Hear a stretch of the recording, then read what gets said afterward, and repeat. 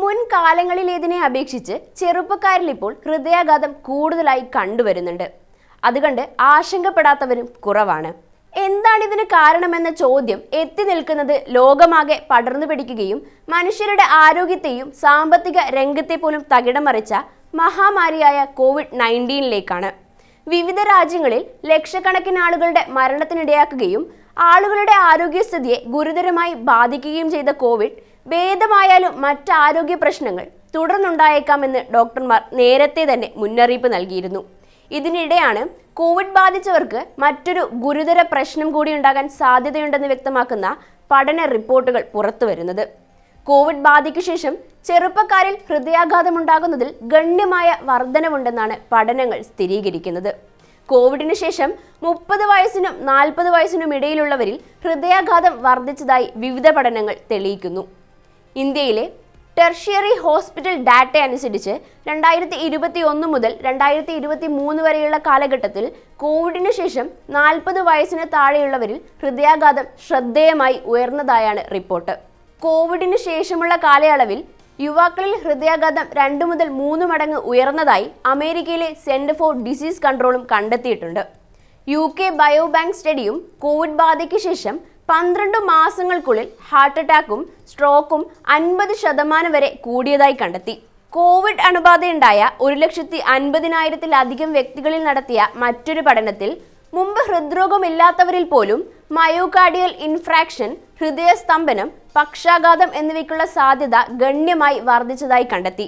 അണുബാധയ്ക്ക് ശേഷം 3 വർഷം വരെ ഈ അപകട സാധ്യത നിലനിൽക്കുന്നതായും പഠനത്തിൽ കണ്ടെത്തലുണ്ട്. കോവിഡ് ബാധ മൂലം പലവിധ പ്രശ്നങ്ങളാണ് ഹൃദയത്തിനുണ്ടാകുന്നത്.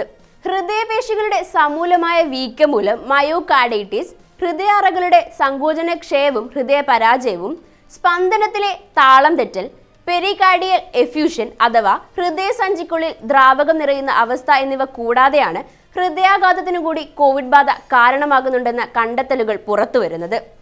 തുടക്കത്തിൽ ശ്വാസകോശ സംബന്ധ അസുഖമായാണ് കോവിഡിനെ കണ്ടതെങ്കിലും ഹൃദയ സംവിധാനത്തിൽ കാര്യമായ പ്രശ്നങ്ങൾ ഉണ്ടാക്കുന്നതാണ് അതെന്ന് പിന്നീട് നടത്തിയ പഠനത്തിൽ കണ്ടെത്തുകയായിരുന്നു. കോവിഡ് വൈറസ് രക്തക്കുഴലുകളിൽ വീക്കം പ്രോത്സാഹിപ്പിക്കുകയും രക്തം കട്ടപിടിക്കുന്നത് വർദ്ധിപ്പിക്കുകയും രക്തസമ്മർദ്ദം വർദ്ധിക്കാൻ കാരണമാവുകയും ചെയ്യും. പ്രത്യേകിച്ച് ഉയർന്ന LDL കൊളസ്ട്രോൾ, പൊണ്ണത്തടി, ഹൈപ്പർടെൻഷൻ, പ്രമേഹം തുടങ്ങിയവ ഉള്ളവരും എന്നാൽ പലപ്പോഴും രോഗനിർണയം ചെയ്യപ്പെടാത്തതുമായ അവസ്ഥകളുള്ള രോഗികളിൽ ഹൃദയാഘാത സാധ്യത കൂട്ടുന്ന പ്രശ്നങ്ങളാണിവ. ഹൃദയാരോഗ്യ സംരക്ഷണത്തിനായി ഇത്തിരി സമയം മാറ്റിവെച്ചാൽ ഹൃദയാഘാത സാധ്യത ഒരു പരിധിവരെ തടയാൻ സാധിക്കും.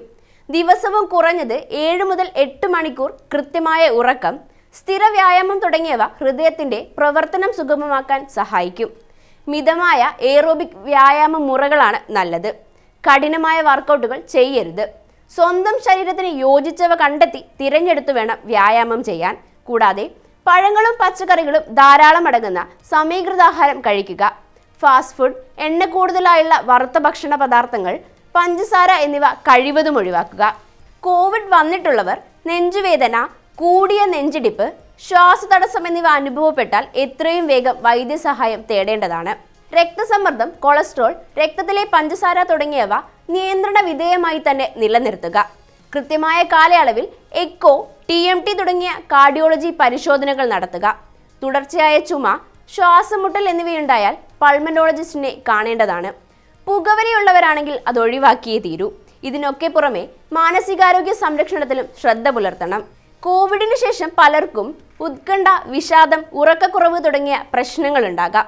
മെഡിറ്റേഷനും യോഗയും സുഹൃത്തുക്കളുമായുള്ള ഇടപെടലും ഇത്തരം സാഹചര്യങ്ങൾ മെച്ചപ്പെടുത്താൻ സഹായിക്കും.